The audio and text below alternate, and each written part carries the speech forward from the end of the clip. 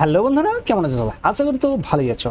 এর আগের একটা ভিডিওতে আমি তোমাদের দেখিয়েছিলাম যে ফন্টল্যাব সফটওয়্যারটা কিভাবে ফুল ভার্সন ডাউনলোড করবে বা ইনস্টল করবে তার প্রসেস আমি দেখিয়েছিলাম। আর সেটা যদি এখনো না দেখে থাকো তাহলে অবশ্যই ডেসক্রিপশনে বা আই বাটনেও থাকবে, দেখে আসতে পারো। ইনস্টল করে নেওয়ার পর আজকের এই ভিডিওটা যদি দেখো, আজকের এই ভিডিওটার মধ্যে আমি তোমাদের দেখাবো যে কিভাবে ফন্টল্যাব সফটওয়্যারটা দিয়ে তোমরা একটা ফন্ট ক্রিয়েট করবে। সেটা বাংলা হতে পারে বা ইংরেজি হতে পারে। সেই সফটওয়্যারের সঙ্গে সঙ্গে যদি তোমাদের কাছে আগে থেকে কোনো ফন্ট থাকে, সেই ফন্টটা কিভাবে মডিফাই করবে সেটাও আজকের এই ভিডিওর মধ্যে আমি তোমাদের সঙ্গে ডিসকাস করবো। আর এখনো যদি তোমরা আমার টেলিগ্রাম চ্যানেল জয়েন না করে থাকো তাহলে অবশ্যই টেলিগ্রাম চ্যানেলটা জয়েন করে যাও। কারণ জানো তো যে কিছু কিছু লিঙ্ক আমি যেগুলো ভিডিও ডেসক্রিপশনে দিতে পারি না, সেগুলো তো জানো যে আমার টেলিগ্রাম চ্যানেলেই থাকে। তো বেশি কথা না বলে চলো ভিডিওটা শুরু করা যাক।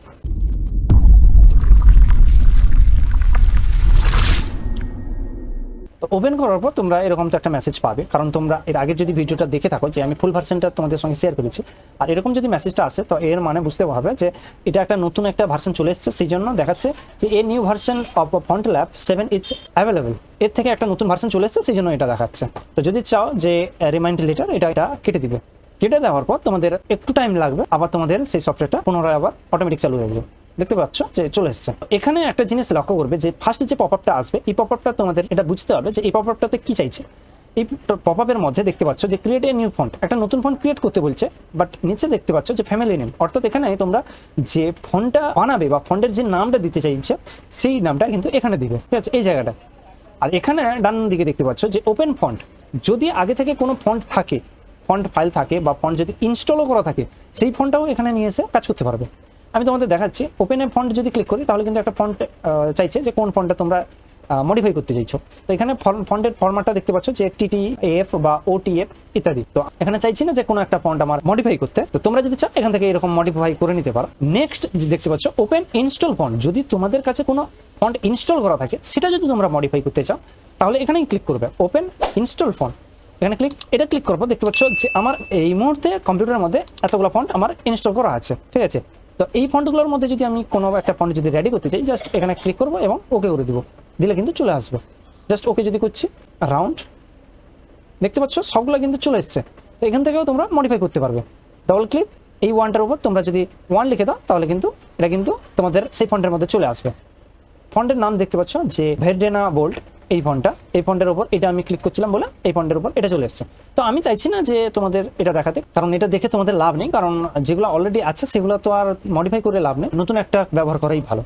বা যদি তোমরা চাও যে তোমাদের কোনো একটা ফন্ট বেশ ভালো, তার মধ্যে কোনো একটা লেখা হয়তো তোমাদের ভালো লাগছে না, সেটা তোমরা নিজের মতো করে রেডি করে নিতে পারো। তো আমি সেগুলো চাইছি না, আমি এখান থেকে জাস্ট এটা কেটে দিচ্ছি। এখানে ক্রস, জাস্ট ডোন্ট সেভ। আমি চাইছি ওয়েলকাম পপআপের উপর গিয়ে আমি একটা নিজের একটা ফন্ট বানাবো, যে ফন্টের নাম আমি দিব জানা কম্পিউটার। এই ফন্টের নাম দিচ্ছি, আমার চ্যানেলের নামটাই দিচ্ছি জানা কম্পিউটার, এটা ফন্টের নাম।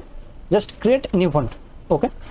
তো এখন দেখতে পাচ্ছ সেম একই জিনিস এসছে যেটা মডিফাইয়ের ক্ষেত্রেও ছিল। তো এখানে এসছে কি, এখানে সবগুলোই ব্ল্যাঙ্ক আছে, যে টেক্সটগুলো আছে সেগুলো কিন্তু ব্ল্যাঙ্ক আছে। এই পপআপটার উপর দেখতে পাচ্ছ যে সবার প্রথমে দেখে নেবে যে কতগুলো আছে, কারণ এতগুলো টেক্সট আছে বা সিম্বল বলতে পারো, যতগুলোই আছে এতগুলো যদি তুমি নিজের মতো করে রেডি করতে পারো বা ডিফল্টভাবে এগুলো প্রয়োজন নেই, এগুলো ডিফল্টভাবে যদি ছেড়ে দাও তাতেও হবে। কিন্তু এইগুলো কিন্তু তোমাদের লিখতে হবে, নিজেদের মতো করে বানাতে হবে, তবেই তোমরা নিজেদের ফন্ট বলে মনে করতে পারবে বা নিজেদের ফন্ট কোথাও ইউজ করতে পারবে বা কাউকে দিতে পারবে বা কোথাও আপলোড করতে পারবে, শেয়ার করতে পারবে। তো আমি তোমাদের উদাহরণস্বরূপ যে কিভাবে ফন্টটা কাজ করতে হয় এটা আমি দেখিয়ে দিচ্ছি। কারণ তোমরা যদি চাও যে এই ফন্টল্যাবের বিষয়ে বা ফন্ট এডিটের বিষয়ে আরও ডিটেলসে কিছু যদি ভিডিও চাও তাহলে কিন্তু অবশ্যই কমেন্ট করে জানাবে। তাতে কিন্তু আমি এর পরের একটা নেক্সট পার্ট আমি তোমাদের নিয়ে আসবো, সেটাতে আরও অ্যাডভান্স কিছু শেখাবো। এটাতে আমি সিম্পলভাবে তোমাদের দেখিয়ে দিচ্ছি যে কীভাবে টেক্সট রেডি করতে হবে বা কীভাবে তোমরা একটা ফন্ট ক্রিয়েট করে নিতে পারবে।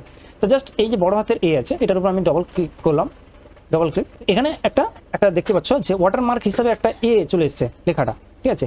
তোমাকে এই এর মধ্যেই, এই যে দু সাইডে দুটো যে অ্যারো বা যে দাগ দেওয়া আছে, মার্জিন করা আছে, এর মধ্যেই কিন্তু তোমাকে মিডিল বরাবর তোমাকে এ লেখাটা লিখতে হবে। সেটা হতে পারে তোমাদের বাম দিকে যে দেখতে পাচ্ছ যে টাস্ক বারটা আছে বা টুল যেগুলো আছে, এই টুলগুলোই দিয়ে তোমাকে কিন্তু বানাতে হবে, এই টুলগুলো দিয়ে বানাতে হবে। তো তোমরা কি করবে, বেসিক ধারণা তোমাদের আশা করি আছে যে ফটোশপ বা এডিট বিষয় বা পেইন্ট বা মাইক্রোসফট বা তোমাদের ফটোশপ সম্বন্ধে তোমাদের আইডিয়াটা একটু হলেও আছে, নলেজ থাকা তো ভালো। কারণ এই কাজগুলো করতে হলে তোমাদের অবশ্যই কিছু এডিটের সম্বন্ধে কিছুটা হলেও তোমাদের জ্ঞান থাকতে হবে, না হলে করতে হয়তো পারবে না। কারণ একটু না বেসিক নলেজ যদি না থাকে তাহলে হয়তো করতেই পারবে না। তো সেই জন্য বলবো যে তোমরা পেইন্টের কাজ বা তোমরা যদি ফটোশপের কাজ জানো তাহলে কিন্তু এটা তোমরা খুব ইজি বুঝতে পেরে যাবে যে কেমন কাজটা করতে হবে। তো আমি তোমাদের ডেমোর জন্য আমি দেখিয়ে দিচ্ছি যে জাস্ট এখানে যে ব্রাশগুলো আছে, ব্রাশ, পেন্সিল ইত্যাদি আছে, এগুলো জাস্ট একটা ইউজ করছি, দিয়ে তোমাদের দেখিয়ে দিচ্ছি। এখানে জাস্ট আমি এই স্টাইলটা করলাম, এই স্টাইল হয়ে গেল। এবার নেক্সট আমি চলে যাবো আমার যে সেকেন্ড তোমাদের দেখানোর জন্য এই আরটা করছি, ডবল ক্লিক প্লাস আবার ডবল ক্লিক, এখানে আর নেক্সট আবার চলে যাচ্ছি টিতে যাচ্ছি, কারণ আমাকে দেখাতে হবে তো সেই জন্য। টি প্লাস এখানে এন, এন ডবল ক্লিক, ফির আবার ডবল ক্লিক, ঠিক আছে। তো এটা আমি লিখে নিয়েছি।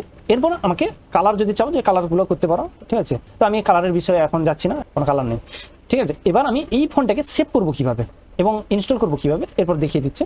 তো এইভাবে তোমরা এগুলো দিয়ে কাজ করবে, ইরেজার, কালার এগুলো দিয়ে তোমরা চাইলে এগুলো কিন্তু করতে পারবে। আমি এবার সেভ করবো আমার ফন্টটা কিন্তু রেডি হয়ে গেছে, ধরে নাও আমি ফন্টটা রেডি করে নিয়েছি। এবার আমাকে সেভ করতে হবে। তো সেভ করার জন্য ফাইলে গিয়ে তোমরা কি করো, সাধারণত সেভ ফন্ট বলে এইভাবে এখানে কিন্তু করবে না, সেভ ফন্ট এই জায়গাটায় ক্লিক করবে না। এখানে কি করবে, এখানে এক্সপোর্ট ফন্ট অ্যাজ, এক্সপোর্ট আছে এখানে কিন্তু ইম্পোর্ট এক্সপোর্ট, এক্সপোর্টে না গিয়ে এক্সপোর্ট ওপরে দেখতে পাবে এক্সপোর্ট ফন্ট অ্যাজ, এখানে ক্লিক করবে এবং এখানে এসে দেখতে পাচ্ছ এইভাবে তোমার ফন্টের মধ্যে কি কি পরিবর্তন হয়েছে সেটা কিন্তু এখানে দেখিয়ে দিয়েছে। এ আর টি এন এগুলো কিন্তু দেখিয়েছে, এগুলো আমি এডিট করেছি। জাস্ট এরপর এক্সপোর্ট করে দিবে। এক্সপোর্ট করার আগে তোমাদের বলে দিই যে ফোল্ডার এখানে যে সিলেক্ট করা আছে, এই ফোল্ডারটা কোথায় সিলেক্ট করতে চাইছো বা কোন জায়গাটায় ফন্টটাকে স্টোর করতে চাইছো সেটা কিন্তু এখানে কিন্তু তোমরা সিলেক্ট করে নেবে চুজ ফোল্ডারে গিয়ে।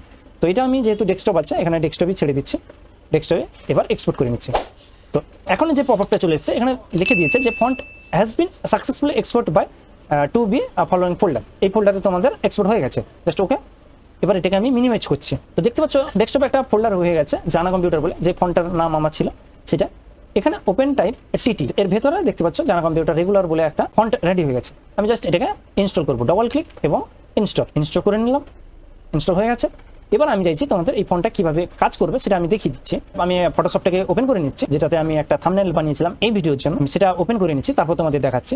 তোমরা যদি এখনো আমার টেলিগ্রাম চ্যানেল জয়েন না করে থাকো অবশ্যই টেলিগ্রাম চ্যানেলে জয়েন করে নেবে, আর চ্যানেলে নতুন হয়ে থাকলে অবশ্যই চ্যানেলটাকে সাবস্ক্রাইব করবে, ভালো লাগলে ভিডিওটা লাইক করবে এবং একটা কমেন্ট করে জানাবে যে ভিডিওটা কেমন লেগেছে বা তোমাদের ভিডিওগুলো ভালো লাগছে কিনা। এই ভিডিওর যে থাম্বনেলটা তোমরা যেটা ক্লিক করে এই ভিডিওটা দেখছো এখন, তো এই ভিডিওটার থাম্বনেলের উপর আমি এগুলো হাইড করছি। এই জায়গাটা আমি নিচটা পোর্শনটা একটু ফাঁকা রাখছি, কারণ এই জায়গাটা আমি তোমাদের টেক্সটটা লিখে দেখাবো। আমি এই ফন্ট ক্রিয়েট, এই ক্রিয়েটের জায়গাটা আমি দেখাচ্ছি, ক্রিয়েট, এখানে আমি টেক্সটটাকে চেঞ্জ করবো। জাস্ট ক্রিয়েটের জায়গায় সিলেক্ট করলাম, সিলেক্ট অল, এখানে আমি আমার নামটাই লিখছি কারণ আমার তো বড় হাতেরই ছিল, সেই জন্য আমি বড় হাতের RATAN রতন লিখলাম। এবার এই লেখাটা যে আমি যে আমার ফন্টটা যেটা ইনস্টল করেছি বা যেটা বানিয়েছি সেটা আমি এখান থেকে সিলেক্ট করে নেব। ফন্টের নাম ছিল কি, জানা কম্পিউটার। তো এখানে আমি সার্চ করবো, দেখে নেবো আগে জানা কম্পিউটার কোথায় আছে, জানা কম্পিউটার এটা। এখন দেখতে পাচ্ছ যে আমি যেই টেক্সটটা আমি লিখছিলাম বা যেটা বানিয়েছিলাম সেটা কিন্তু এখন আমার চলে এসছে। আমি একটা নতুন পেজ করে দেখিয়ে দিচ্ছি, এই নতুন একটা পেজে নিলাম এবং এখানে আমি এই টেক্সটটাকে আমি তুলে এনে এটাতে দেখাচ্ছি, কারণ এখানে থাম্বনেলটার মধ্যে আমি অনেক কিছু লিখে ফেলেছি, সেই জন্য এটা মিনিমাইজ করছি। এবার এটাকে আমি বড় করে দেখাচ্ছি তোমাদের। তো দেখতে পাচ্ছ যে আমি যেই ফন্টের মধ্যে যেগুলো চেঞ্জ করছিলাম বা যেগুলো আমি ক্রিয়েট করছিলাম সেই স্টাইলটাই কিন্তু এখানে আমি দিয়েছি। যে দেখতে পাচ্ছ এই যে স্টাইলটা, এটা আমার নিজের বানানো স্টাইল বা নিজের ফন্ট। তো এইভাবে তোমরাও তোমাদের নিজেদের ফন্ট বানিয়ে নিতে পারবে। তো তোমরা চাইলে এইভাবে সবগুলো যদি রেডি করো, বড় হাতের, ছোট হাতের, প্লাস সিম্বলগুলো, তো তাহলে তোমাদের ফন্টটা একটু ইউনিক হবে বা তোমরা নিজেদের মধ্যে যে কোয়ালিটিটা বা নিজেদের যে স্টাইলটা বানাবে সেটাই কিন্তু ইউনিক হবে। তো আশা করি তোমাদের ভিডিওর মধ্যে বোঝাতে পারলাম যে একটা ফন্ট কীভাবে ক্রিয়েট করতে হয় বা মডিফাই করতে হয়। আশা করি এটা দেখে তোমরা হয়তো নিজেরা অনেকেই আছো যে নিজেরা বানিয়ে নিতে পারবে।